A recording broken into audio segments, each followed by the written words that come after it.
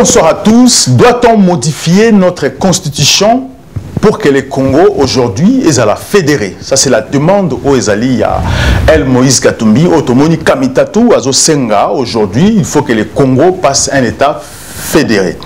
Et aussi, dialogue aujourd'hui, Otomoni communauté internationale, dans l'hémicycle des Nations Unies, parce que Moni va voter largement pour que le Congo et qu'il y ait un dialogue il y a 5 ans. Est-ce qu'aujourd'hui, c'est important qu'aujourd'hui que le Congo ait procédé aussi à un dialogue il y a 5 ans, au moment où le président Tshisekedi a été voté, et pas à Congolais, étant que président de la République démocratique du Congo. Donc, vous parlez aussi présence, il y a Premier ministre Judith Swaminoa, où il y a se rendre dans Qatar pour la construction, il y a port, il y a banana. Aujourd'hui, Bissoba Congolais, tous capables ou incapables aussi à créer des fonds pour construire des ports dans le Canabiso. Donc, parler de cette émission, M. Kabeya Kachama, Azali, secrétaire national aux relations extérieures, il y a CDPS. M. Kachama, bonsoir. Bonsoir, Andreas. Alors, M. Kachama, aujourd'hui, parce que nous avons suivi tous les Congolais, la télévision, la déclaration, il y a ensemble, où tout le monde porte-parole dans Bango, M. Kamitatou qui dit aujourd'hui que le Congo a besoin, il faut changer la constitution, modifier pour que le Congo soit fédéré. Est-il important aujourd'hui? Parce que je me rappelle à l'époque aussi, l'UDPS, si je ne me trompe pas, aussi à l'époque, c'est là que aussi le Congo est un État fédéré à l'époque. Est-ce qu'aujourd'hui, il est important, c'est le moment, l'homme politique congolais est-il capable de gérer un Congo fédéré? D'abord, je tiens à vous remercier pour m'avoir associé à ce débat citoyen et surtout pour les efforts que fait votre chaîne LCA News pour les Congolais s'intéresser à débat en Burkina Faso. Il n'y a pas longtemps, lorsque le président Félix a lancé un projet à révision constitutionnelle, tout le monde avait condamné cette démarche-là, que ce n'était pas le moment pour changer la constitution. La sortie hasardeuse, il y a Olivier Kamitatou, qui est le porte-parole de M. Moïse Katumbi, le président de l'Ensemble pour la République. En cette période d'instabilité du pays, au niveau du CDPS, nous estimons que ce débat n'a pas lieu d'être. N'a pas lieu d'être pour quelles raisons? D'abord, depuis la conférence nationale jusqu'à la constitution qui a été votée par référendum en 2005, il a été arrêté que le Congo reste un État unitaire fortement décentralisé. Je ne vois pas exactement ce qui a pu pousser Olivier Kamitatou, un ancien président de l'Assemblée nationale, un ancien ministre de la République, sa sortie sur le fédéralisme au moment où il y a des velléités de sécession, des velléités de séparation, au moment où l'unité nationale s'effrite. Est-ce que le peuple congolais aujourd'hui, dans cet esprit de division, dans cet esprit de séparation, le peuple congolais est-il prêt à entrer dans le fédéralisme qui risque de créer des mini-États avec tout ce qu'il y a comme démarche, tant de certains Congolais que de la communauté internationale, pour dépiécer le Congo? Parce que si vous avez suivi les différentes interventions, que ce soit l'intervention de l'ancien président de la République française, Sarkozy, les autres qui parlent, le Congo est très vaste, ça ne peut pas être géré à partir de Kinshasa. Non, ce débat de fédéralisme n'a pas lieu d'être. Au niveau des CDPS, nous estimons que le gouvernement de Félix Antoine Tshisekedi Tshilombo doit appliquer la constitution de 2005 qui parle de la décentralisation renforcée. De 2005. de 2005. Oh, Kabila, ça là, c'est l'actuel. Oui, c'est la constitution qui est en place. C'est la constitution sur laquelle le gouvernement, que ce soit le premier mandat ou le deuxième mandat de Félix, il a été élu sur cette constitution-là. Il faut l'appliquer. Mais il faut l'appliquer. Mais est-ce que vous pensez aujourd'hui que Kamita Toubaza aussi des éléments ou des minéraux utilisés pour la balkanisation ou bien la séparation de Bokanabissou? Et pourquoi il faut avoir bango? Mais si vous avez suivi Lambert Mende qui parlait que l'air Touzaki n'a dialogue intercongolais, chaque groupe avait son consultant parmi les diplomates. Je crois que je souhaiterais que nous, Congolais, que nous puissions nous retrouver nous-mêmes d'abord, que nous soyons nous-mêmes d'abord, que nous sachions qu'est-ce que nous voulons faire du Congo demain, au lieu d'être manipulés par la communauté internationale. Très souvent, on dit, entre les États, il n'y a que les intérêts qui comptent, mais c'est à nous de définir quels sont nos intérêts et de faire en sorte que nous puissions défendre ces intérêts-là. Il y a malheureusement les esprits faibles au sein de la classe politique. Et ce sont eux qui dirigent, ce sont eux qui doivent constituer le boussole pour le peuple, conduire le peuple vers une nation forte.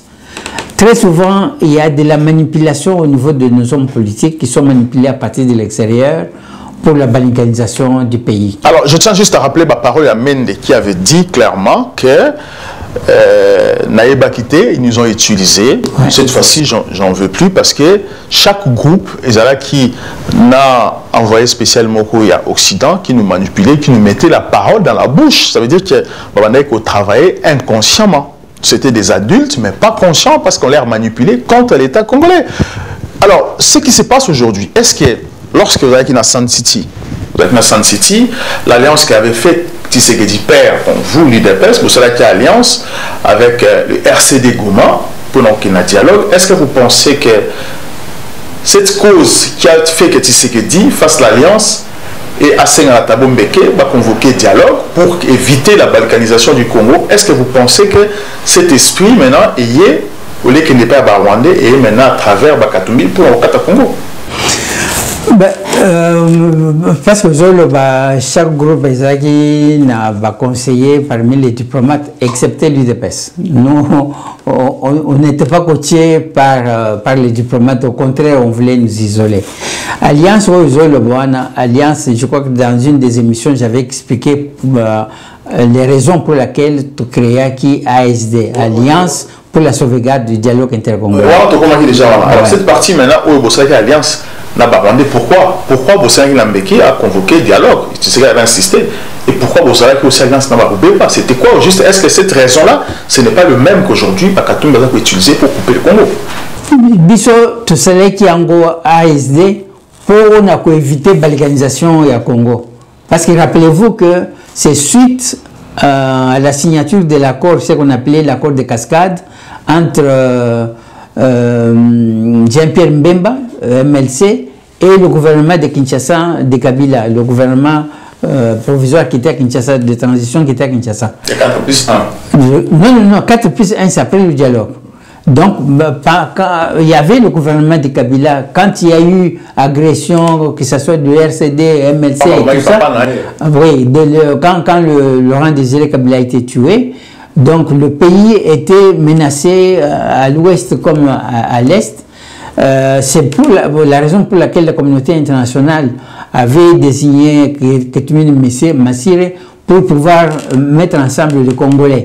Alors, donc, nous sommes retrouvés en Afrique du Sud pour que nous puissions nous accorder, amener à la table de négociation et les groupes armés et la classe politique non armée pour qu'on trouve un compromis de gérer le pays ensemble. Donc, Wana Tobandaki déjà dialogue. C'est au milieu, en cours de dialogue, que est surgi l'accord de cascade entre Kabila et Mbemba, où Mbemba devait être nommé Premier ministre inamovible jusqu'à la fin de la transition et Kabila qui restait président. Donc cette démarche-là poussait carrément le RCD avec le soutien de quelques Européens qui étaient là, qui conduisaient pour la déclaration d'un État de l'Est, ce qu'on appelait la République du Volcan. Donc au niveau de l'IDPS, les experts de l'IDPS ont sollicité un rendez-vous avec Étienne Tshisekedi, comme j'avais expliqué la dernière fois, de façon à ce que nous ne puissions pas être responsables demain de la balkanisation du Congo. Yangwana, to créer ASD, to sengi RCD a intégré de façon que Senga Mbeki va reconvoquer tout le monde autour du même table pour avoir un accord global qui a été signé à Pretoria. Mais c'est Kabia, on a des revendications, on a un dialogue, parce que la revendication, il y a ensemble. Parce qu'ensemble aujourd'hui, ça fait partie, il y a projet Nabango, parce qu'aujourd'hui, tout le monde comment les Nations Unies, la communauté internationale, ils ont forcé Congo aujourd'hui, parce que on va rejeter aussi consultation à M. Bérante, c'est de Kinshasa, parce que l'opposition radicale, comme Bazo Bengabango aujourd'hui, et même la famille présidentielle, il y en a certains qui vont boycotter même la consultation là, parce que pour la Bango, il faut qu'il y ait des consultations qui soient mises en place par la communauté internationale. Donc ce qui fait que automatiquement, Bakatumbi, parce qu'il y a un dialogue aujourd'hui, la communauté internationale a exigé parce que l'ONU demande qu'il y ait des versions dialogue, il y a version SCC, et puis il y a 5 ans. Donc si demain, Katumbi, Kabila, Sengi, loi va fédérer Congo, toujours risqué de passer aussi dans ce dialogue parce que la communauté internationale sont tous complices contre l'État Congo. Vous savez, c'est un peu dommage que plus de 60 ans après, que notre pays continue toujours à tourner en rond de dialogue en dialogue sans qu'on s'en sorte. Cela prouve la qualité des hommes politiques, cela prouve le sens même de responsabilité que chacun de nous devrait avoir. Je crois que tous a responsabilité mounène, notre congolais, tous a responsabilité mounène vis-à-vis de la situation en Bogonabiso. Donc on n'a pas encore intégré la valeur que nous avons pour ce pays-là. Je voulais terminer un peu avec le problème du fédéralisme. Je crois que le fédéralisme, comme je disais, ce n'est pas le moment. Il suffit tout simplement d'appliquer la constitution qui est en cours, qui parle de l'État unitaire fortement décentralisé. Ce qu'il faut, c'est éviter de gérer tous les projets à partir de Kinshasa. Il faut donner les moyens aux entités territoriales décentralisées. Leur faire confiance et faire un suivi de réalisation de projets. Les projets doivent venir de la base. Parce que quand on parle du fédéralisme, c'est quoi? C'est parce qu'on veut que chaque province puisse se gérer. Ils sont autonomes. Ils sont autonomes. Or, si on applique la décentralisation renforcée, en donnant tous les moyens possibles, nous sommes en train de le vivre ici en France avec la loi Vonnet de 2001. Les entités décentralisées de la France sont autonomes sur la gestion de leur environnement, de leur agglomération, de leur commune. On leur a donné les moyens pour pouvoir développer leur agglomération, pour pouvoir développer leur commune. Donc le gouvernement de Kinshasa doit cesser de tout centraliser. Il faut que chaque province élabore le projet de développement de sa province, que cela descende au niveau du territoire, que cela descende au niveau des communes, au niveau de la chefferie. Que chacun ait un budget à gérer avec l'autonomie de gestion et de réalisation de projets, parce qu'il faut que les projets soient adaptés à l'environnement, pas quelque chose parachuté à partir de Kinshasa. Est-ce qu'aujourd'hui, faudrait-il aujourd'hui accepter aussi le dialogue que la communauté internationale nous impose? Et pourquoi, au moment où Tshisekedi encore à sous mandat? Quand j'ai suivi les résolutions aux Nations Unies sous la présidence de la France, ça me fait un peu mal que c'est là, chaque fois que la France ait toujours une position un peu ambiguë par rapport à la situation du Congo. le dialogue de la Sengo, je suis Sengo et SCC. Malheureusement, la délégation de la Sengo et SCC, c'est une bonne démarche. On ne peut pas refuser tant que il faut lire un peu l'acte social dont ils parlent. J'espère qu'ils vont en faire une large diffusion au niveau de la population. Ils doivent vendre ça au niveau de la population. Mais parce qu'aussi, il faut intégrer aussi des Rwandais dans cette pacte-là aussi, au bassin social. Donc, problème, Tozanango, je regrette que cette délégation de la Sengo et SCC, l'ère de leur séjour à l'est du pays n'est pas compatible avec nos compatriotes qu'on a massacrés à Goma et à Bukavu par l'armée rwandaise, par les rebelles soutenus par l'armée rwandaise. Malheureusement, le monseigneur Philibert Muteba était un peu confus dans une question de votre collègue à New York, lorsqu'il lui a posé la question, même le soutien du Rwanda qui nous agresse. Donc il y a un peu une ambiguïté dans cette démarche-là. On ne sait pas exactement pourquoi est-ce que la question qu'on doit se poser, et j'aimerais que le gouvernement aussi puisse insister là-dessus, pourquoi on ne force pas au Rwanda de négocier avec leurs compatriotes de FDLR qu'on accuse qui sont chez nous, ils déstabilisent le Rwanda. Pourquoi il n'y a que le Congo qui doit négocier avec les rebelles soutenus par le Rwanda? Pourquoi est-ce que la communauté internationale ne force pas le Rwanda à négocier avec leurs compatriotes? Parce que le Zaïre de l'époque, dans le cadre de l'opération turquoise, a accepté dans le cadre social, parce que Kengo était, vous avez suivi l'interview de Kengo, l'ancien premier ministre Kengo n'était pas d'accord que les réfugiés Hutus soient déposés à la frontière de leur pays. Suivant la loi des Nations Unies, il fallait qu'ils soient déportés loin de la frontière de leur pays. Pourquoi la communauté internationale avait laissé ces réfugiés-là juste à la frontière, non loin de la frontière de leur pays, encore armés? Donc le Congo est en train de payer un prix double, le fait d'avoir accepté dans un cadre humanitaire, d'avoir accepté les réfugiés Hutus qui étaient pourchassés par le FPR sur son sol, et maintenant nous en payons un prix lourd depuis 30 ans. Pourquoi est-ce que moi je souhaiterais qu'on pose la question aussi au Rwanda, d'ouvrir le dialogue avec le FDLR? Pourquoi on nous impose nous aussi? Est-ce que nous avons des politiciens pensifs aussi pour avoir des idées, comme vous le dites aujourd'hui ici? Mais c'est un débat national, c'est pour ça qu'on en parle. C'est la raison pour laquelle je tiens à féliciter votre émission qui met ça sur la place publique. C'est un débat national. Est-ce que vous en parlez? Est-ce que vous allez se sentir aussi délaissé? Est-ce que vous vous sentez délaissé, que le politique congolais délaisse les gens intellectuels, les gens intègres qui peuvent changer, modifier la situation que nous vivons aujourd'hui?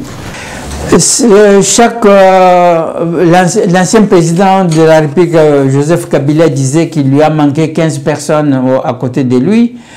Je ne sais pas, le président Félix Tshisekedi Tshilombo, qu'est-ce qu'il va dire, alors que c'est lui qui a fait le casting de ses collaborateurs.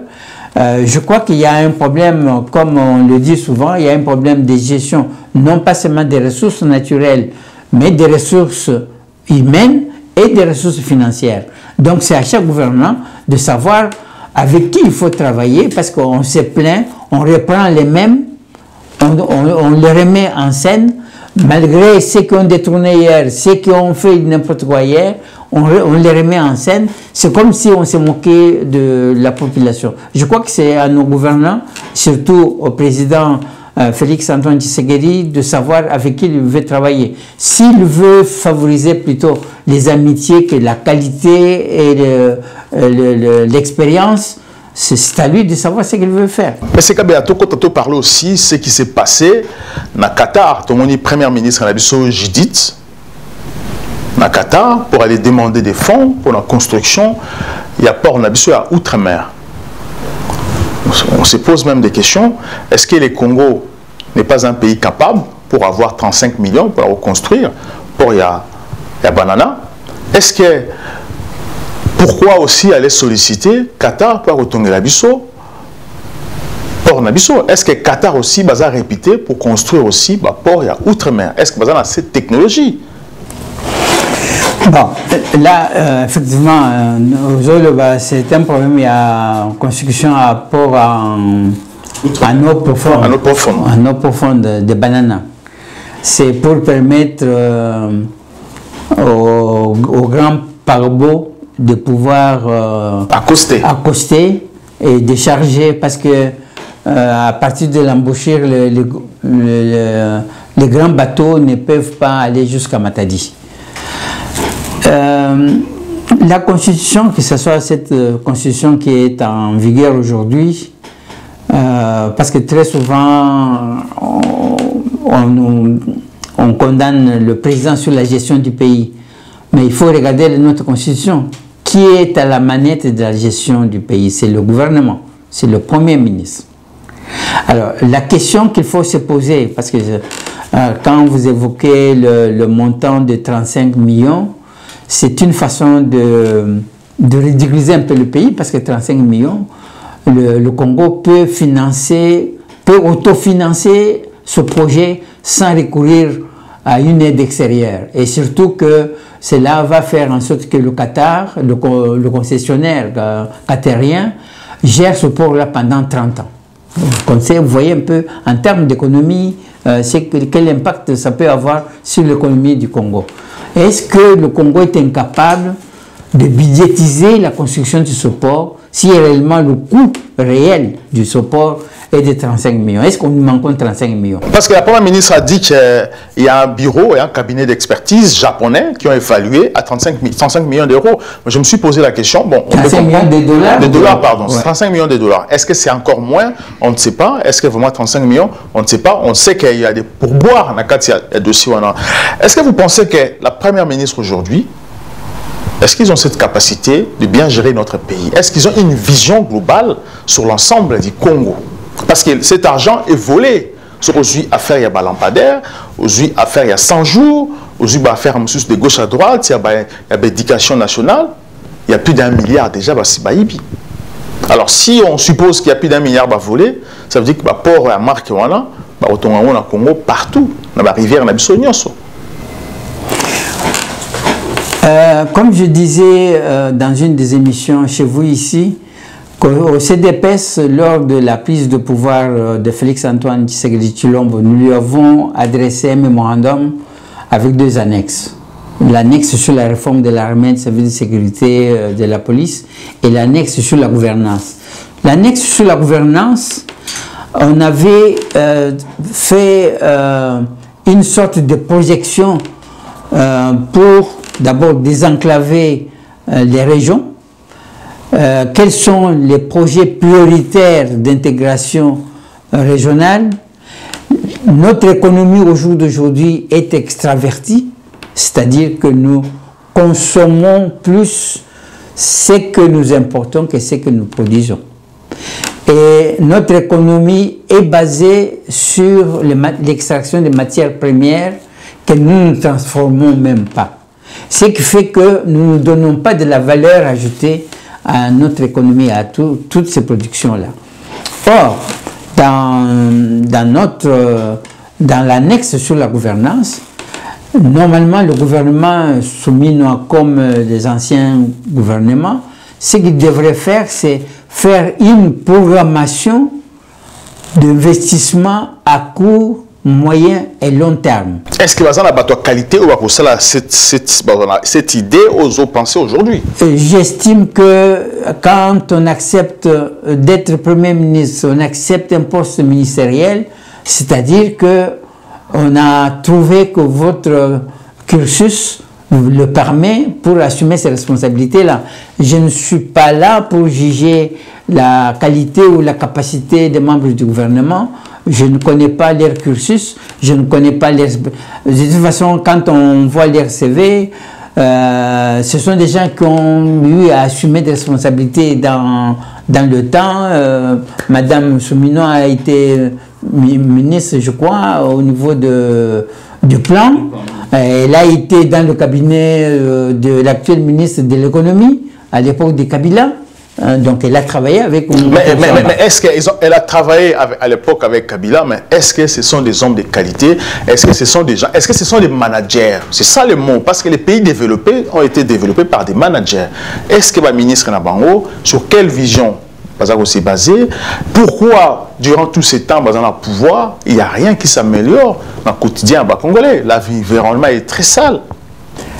Peut-être vous avez touché un point, les problèmes de management. Parce que gestion, il y a un pays, c'est la même chose comme la gestion du pays, du projet. Quand vous êtes un chef de projet, c'est-à-dire que vous devez suivre jalon par jalon la réalisation. D'abord, on vous donne un chef de projet. Ce projet est budgétisé. Ce projet a un timing de réalisation.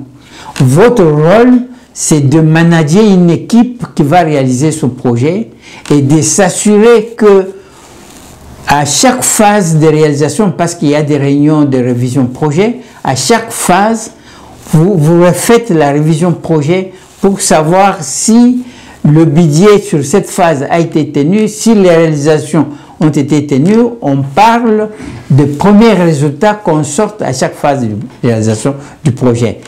C'est la question qu'on doit se poser à nos gouvernants. Est-ce que les hommes et les femmes qui nous gouvernent aujourd'hui ont-ils ce profil de manager, le profil de conducteur de projet, de conducteurs d'hommes et de femmes qui vont réaliser ce projet ou pas? Ça, je ne saurais pas. Ce serait pour moi hasardeux de faire de jugement. Je risque de faire un jugement sur oui, mais c'est quand il faut tout le bango parce que ça se voit. Ça se voit que la majorité des gens qui gèrent le Congo, depuis que le Congo est Congo, aujourd'hui, il n'y a pas eu de managers qui ont géré. Parce que la manière dont gèrent ces politiciens prouve qu'il y a l'incompétence et l'insuffisance dans savoir-faire dans Bango. Le Congo, lorsque les Belges ont laissé le Congo avec cette économie où le Congo avait plus de 580 entreprises, et tout le monde dit comment il s'est dégradé jusqu'à aujourd'hui. Le Congo devient un pays très sale. Nous avons vu Kinshasa, comment c'était à l'époque. Aujourd'hui, Kinshasa, c'est une poubelle. Le pays sent très mauvais. On ne peut pas dire que ces gens ont une qualité et ils ont mérité tout bien en excellence. Sur Okena Gombe, c'est une poubelle.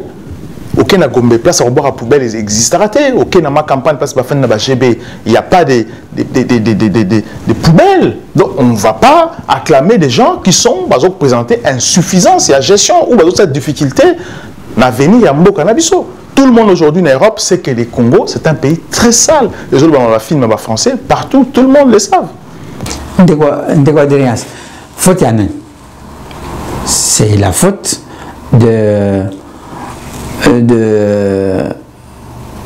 les gestionnaires primaires de la population. Batouana, ils ont été élus, pour certains. Ils ont été élus, mais en cascade. Bon, ils ont été élus. En cascade. Ils ont faute à la population. Ils ont en cascade. Hein? Bon, ils ont faute à la population parce que, comme on dit, le peuple n'a que des autorités qu'il mérite. Mais est-ce que ça va durer jusqu'à quand? Il faut passer dans la radicalisation. C'est à nous de faire la révolution sur vos peuples, de faire une révolution, une véritable révolution pour envoyer au niveau de l'Assemblée, du Sénat, au niveau des communes, des hommes et des femmes capables. Au lieu de voter les gens parce que c'est quelqu'un de mon coin, c'est parce qu'on m'a amené un tricot, parce qu'on m'a amené le pain, parce qu'on m'a donné un sachet de riz, nous devons réviser notre façon de choisir nos dirigeants. C'est la faute à la population. Parce que aussi, les politiciens, les triqués, ils ont nommé la famille na bango, na poste ministériel, l'élection de Salama, ils sont transparentes. On a vu à l'époque de Kabila, où Moutmoua a voté 10 personnes. J'ai les images ici, na Kassai, comment à l'époque de Kabila, un jour je vais balancer ça, Moutmoua a voté 10 fois. Et même encore, c'est des journalistes. Pour Kabila, on a vu sous Félix Tshisekedi, la machine a voté na Bandaku. Donc, même si les politiciens, même si penser, savoir-faire pour transformer ce Congo en bien, l'élection, vous gagnez parce qu'il y a des magouilles, il y a des gens qui pensent très mauvais pour la destruction de la population. Moi, tout ce que je peux rappeler la phrase de Sphinx de Limité, qu'il repose en paix. Prenez-vous en charge. Voilà, prenez-vous en charge. Merci beaucoup, M. Kabea Kachama. Je rappelle que vous êtes secrétaire national, il y a Relations extérieures, il y a CDPS. Merci de répondre à cette invitation. Merci encore à Congolais pour cette émission. Botika très fidèle dans l'émission Nabino, la chaîne Nabino LCA News, na TikTok, LCA News, Andreas Mouzon, et aussi na Facebook, Instagram, LCA News. Botika la connecté, branché, pour parler de Nabino sur cette chaîne. À très bientôt.